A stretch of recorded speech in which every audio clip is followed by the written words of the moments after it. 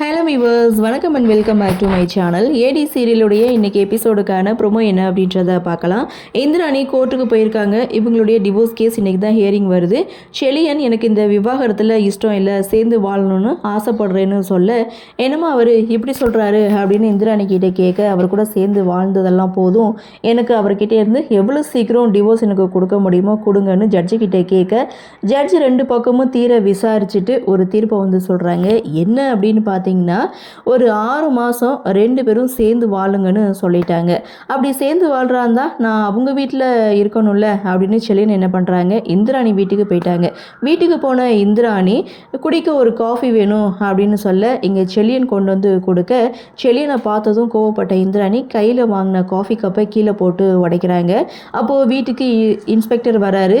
உங்களுக்கு விருப்பம் இருக்கோ இல்லையோ 2 பேரும் 6 மாதம் சேர்ந்து வாழ தான் செய்யணும், இது கோர்ட்டுடைய ஆர்டர் அப்படின்னு சொல்லி ப்ரொமோவை முடிச்சிட்டாங்க. இந்த ப்ரொமோவை பார்க்கும்போது சந்தோஷமாக இருக்குது. செலியன் இந்திராணி வீட்டுக்கு போயிருக்காங்க.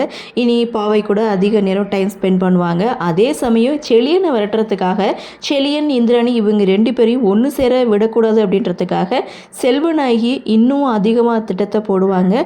ஸோ அந்த திட்டத்தெல்லாம் மீறி இங்கே செலியன் இந்திராணி எப்படி ஒன்று சேர போகிறாங்க அப்படின்ற எதிர்பார்ப்பு.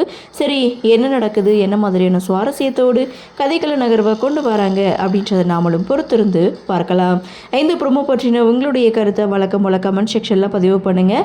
இந்த வீடியோ உங்களுக்கு பிடிச்சிருந்தால் லைக் பண்ணுங்கள், ஷேர் பண்ணுங்கள், மறக்காமல் நம்ம சேனலை சப்ஸ்கிரைப் பண்ணிக்கிறீங்கன்னு சொல்லி இந்த வீடியோவிலிருந்து விடைபெறுகிறேன். நன்றி, வணக்கம்.